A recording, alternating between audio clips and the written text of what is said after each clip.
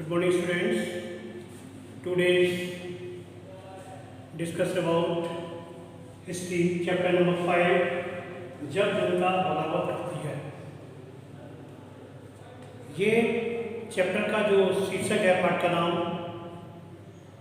इसलिए है क्योंकि इससे पूर्व में हम लोगों ने अध्ययन किया था दीकू और एक अच्छे राष्ट्र का निर्माण, समाज का निर्माण करने के लिए जो आदिवासी वगैरह थे उन्होंने काफ़ी संघर्ष किए। तो यहाँ पर इसमें ये दिखाया गया कि जब जनता बगावत करती है तो उसका निश्चित ही कोई ऐसा परिणाम निकल के आता है जो समाज के लिए, राष्ट्र के लिए हितकर होता है। तो यहाँ पर सभी को पता है कि ब्रिटिश साम्राज्य का शासन था। उस शासन के चलते जो समाज में कई प्रकार की स्थितियाँ पैदा हो रही थी जिससे लोगों को परेशानी हो रही थी, उन सभी का सामना करना पड़ रहा था। क्योंकि यहाँ पर यदि हम देखें तो जो 1857 का जो विद्रोह था, जो आगे चल करके स्वतंत्रता संग्राम के नाम से जाना गया, इसका उद्देश्य क्या था?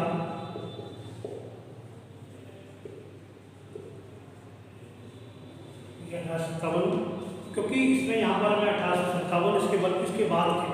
1857 का जो विद्रोह हुआ था वो कुछ सिपाहियों के द्वारा हुआ था और वो सब धीरे धीरे, क्योंकि ये सब वहाँ के नहीं जान चुके थे, उनसे कुछ कार्य भर्ती कराए जाते थे जिसको ये करने के लिए तैयार नहीं होते थे।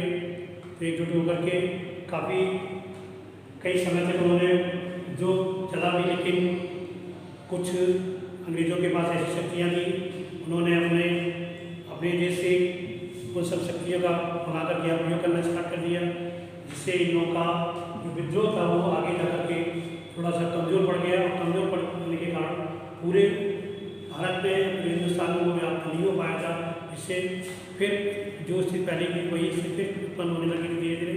लेकिन उसके बाद फिर भी आगे जा कर के परिवर्तन होता है। तो यहाँ पर चैप्टर में 1857 के विद्रोह, उसके बाद की क्या स्थिति उसके बारे में हम लोग अध्ययन करेंगे। क्योंकि यहाँ पर देखा जाता है जो सिपाही और किसान विद्रोह के लिए कई ताकत जुटाने के लिए विद्रोह किया था 1857 में, जो उत्तर भारत के मैदानों में फैल गया था। और इसमें सब लगता है नीतियाँ और लोग, क्योंकि कभी कभी हमें नीतियों के आधार पर लोगों को एकजुट होना चाहिए। नीतियाँ और लोग,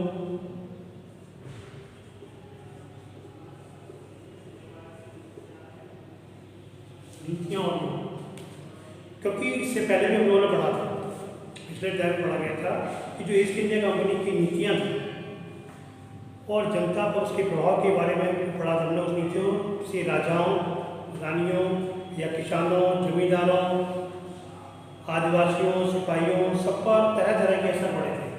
कहीं ना कहीं सभी को प्रभावित देखा था। आदिवासियों को भी बहुत प्रभावित होना पड़ा था, जंगलों में भी इधर भटकना पड़ रहा था, उन्हें एक जगह रुकने नहीं दिया जा रहा था।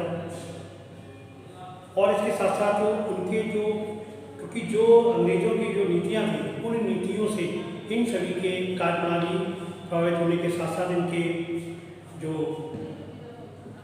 स्वतंत्रता का अधिकार भी छीन रहा था और उसके साथ जनता की जो हित में नहीं होती थी, इससे उनकी भावनाओं को भी ठेस पहुँचती थी। तो बहुत सारी चीज़ें का सामना करना पड़ा, जिसलिए उन्होंने उनका लोग किस तरह से विरोध करते हैं इसके बारे में। क्योंकि नीतियाँ, जो उनकी नीतियाँ था, लोग का मतलब उन्हीं नीतियों के कारण लोगों ने विरोध किया। सबसे पहले क्या था, इसके अंतर्गत नवाबों की छिनती सत्ता।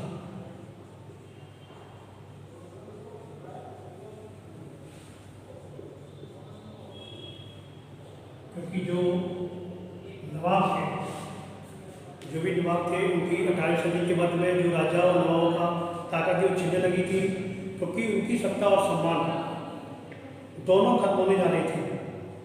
और उनके खत्म होने जाने के कारण बहुत सारे दरबारों में रेजिडेंट तैनात कर दिए गए। रेजिडेंट जो इनके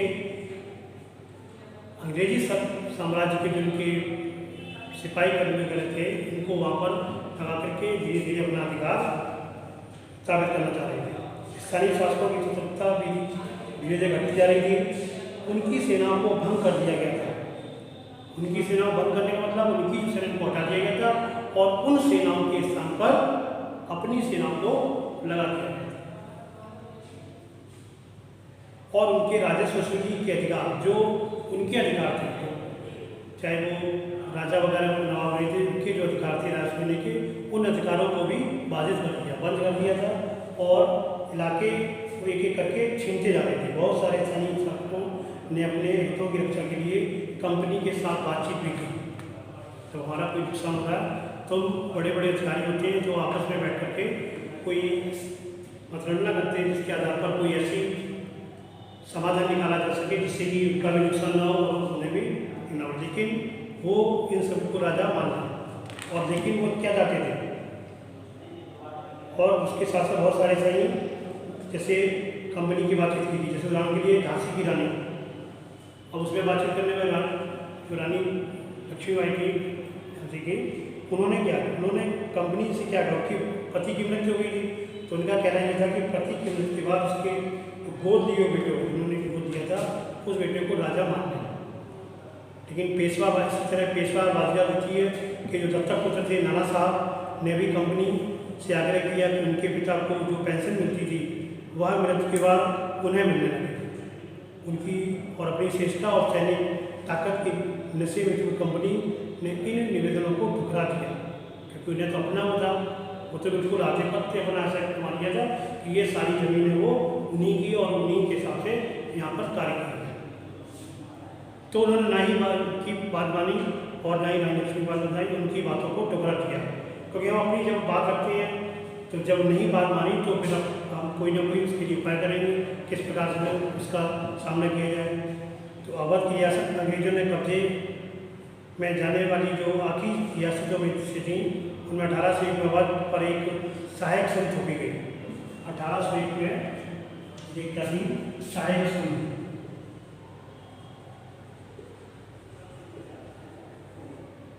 सहायक संधि ऊपर थोप दी गई, सहायक संधि थोपी गई, जिसका उद्देश्य थी 1856 में अंग्रेजों ने अपने नए कब्जे में ले लिया और गवर्नर जनरल डलहौजी ने ऐलान कर दिया कि रियासत का शासन ठीक नहीं चलाया जाएगा, इसलिए शासन के दुरुस्त करने के लिए ब्रिटिश यानी 1856 और 1856 में जो यहाँ के राजा थे लॉर्ड डलहौजी ने क्या कर लिया, तो वहाँ पर पूरा उसका शासन को नहीं चलाया और ब्रिटिश ने अपने प्रभुत्ता को स्वीकार कर लिया। इसी प्रकार से 1849 में गवर्नर जनरल डलहौजी ने ऐलान किया था कि बहादुर शाह जफर की मृत्यु के बाद बादशाह के परिवार को कोई भी 1859 में जो मुगल शासक के अंतिम शासक घोषित कर दिया था कि इनको बादशाह जफर को गिरफ्तार कर दिया गया, जिसके बाद इनका कोई भी वंशज वो इस शासन राज नहीं करेगा और इनको जो किले के अंदर ही रहते हैं वहाँ से भी इनको निकाला जाए और ये अपना का दूसरे इनको वहाँ भी नहीं रहने दिया जाएगा। तो इस प्रकार से और उन्हें केवल राजकुमारों के रूप में मान्यता दी जाएगी। इसी प्रकार से और भी किसानों के सामने भी समस्या थी, किसान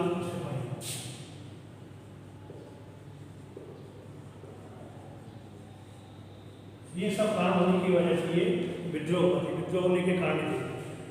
गाँवों में जो किसान या जमींदार भारी भरकम लगान और कर्ज से लेके जो सख्त तौर तरीके से परेशान थे, बहुत सारे लोग बांधनों से लिया कर्ज नहीं लौटा पा रहे थे। इस कारण उनकी पीढ़ियों में पुरानी ज़मीनें हाथ से निकलती जा रही थी। कंपनी के तहत कुछ जो काम करने वाले लोग थे, भारतीय सिपाहियों को असंतोष की अपनी वजह थी। क्या वजह थी? क्योंकि उनको अपने वेतन भत्ते और सेवा सत्रों के कारण परेशान थे। कई नए नियम उनकी धार्मिक भावनाओं को भी ठेस पहुँचाते थे। उस और 1824 में सिपाहियों को कंपनी की ओर से लड़ने के लिए 1824 में को क्या किया गया, 1824 में लड़ने के लिए कंपनी को समुद्री मार्ग से लड़ने के लिए इसे कहा गया। समुद्री मार्ग से इनको के रास्ते से बर्मा जाने का आदेश मिला, तो उन्होंने इस हुक्म को मानने से इनकार कर दिया, क्योंकि वो सिर्फ चाहते थे अंदर धरती पर खड़े होकर तो लड़ाइयाँ जो समझौते कर सकते हैं, लेकिन हम सऊदी मार्ग से दूसरी जगह नहीं जाएंगे, जाने से उन्होंने सिपाहियों ने इनकार कर दिया था। और जब इनकार कर दिया था तो उसके लिए उन्हें उनके रास्ते से जब सरकार का हुक्म न मानने के कारण उन्हें सख्त सजा दी गई, क्योंकि यह मुद्दा अभी खत्म नहीं हुआ। इसलिए 1856 में कंपनी को एक नया कानून बना और 1856 में उन्होंने क्या किया, एक नया कानून बनाया।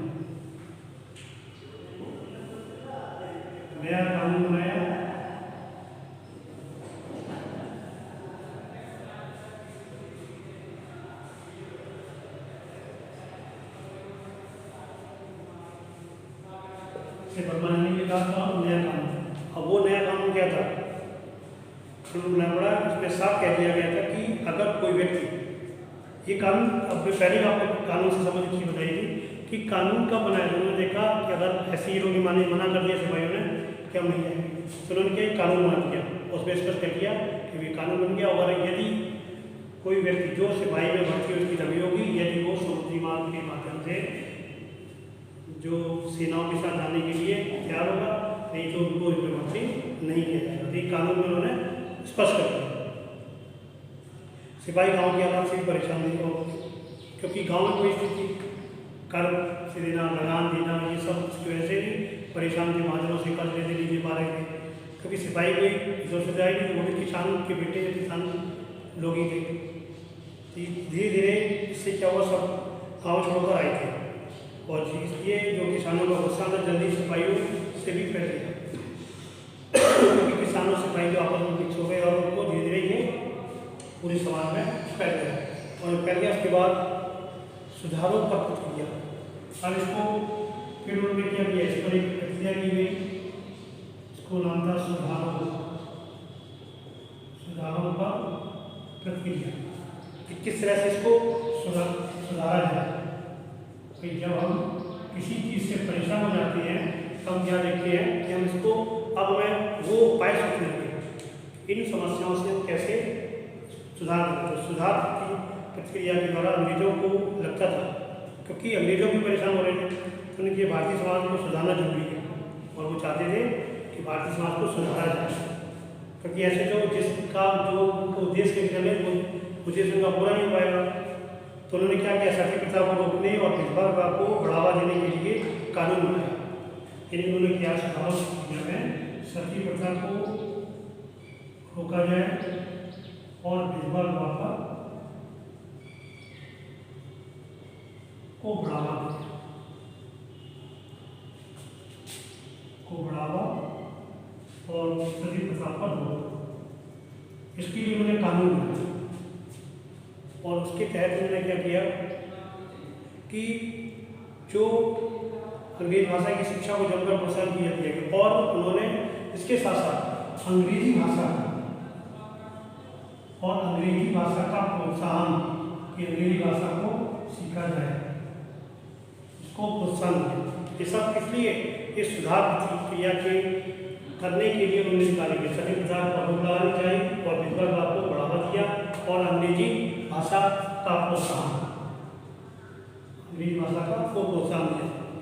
इसके साथ ही 1850 में एक नया कानून बनाया गया, जिसमें ईसाई धर्म को अपनाया गया। 1850 ईस्वी में ईसाई धर्म अपनाने पर जोर,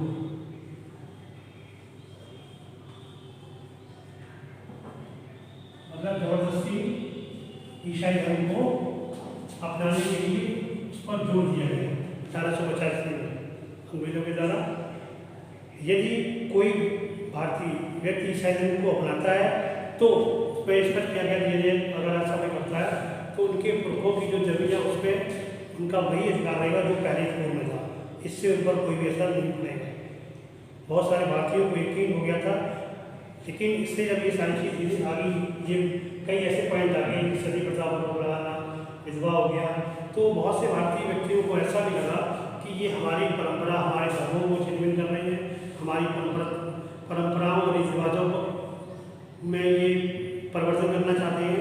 तो निश्चित ही ये सब हमारे लिए आगे ला करके दुखदायी होगा, इसलिए वो इन सब चीज़ों को धीरे धीरे, और हमारी इससे क्या होगी, जीवन शैली नष्ट हो जाएगी। और दूसरी तरफ कुछ ऐसे भारतीय भी थे जो मौजूदा सामाजिक व्यवस्था में बदलाव चाहते थे, कुछ ऐसे भी थे उसको बदलाव भी चाहते थे। इन सुधारकों और उनके सुधार आंदोलनों के बारे में हम लोग आगे जो चैप्टर आए उसके बारे में पढ़ेंगे, उनके बारे में कैसे सुधार के नियम हुए थे, कि ये थोड़ा सा टॉपिक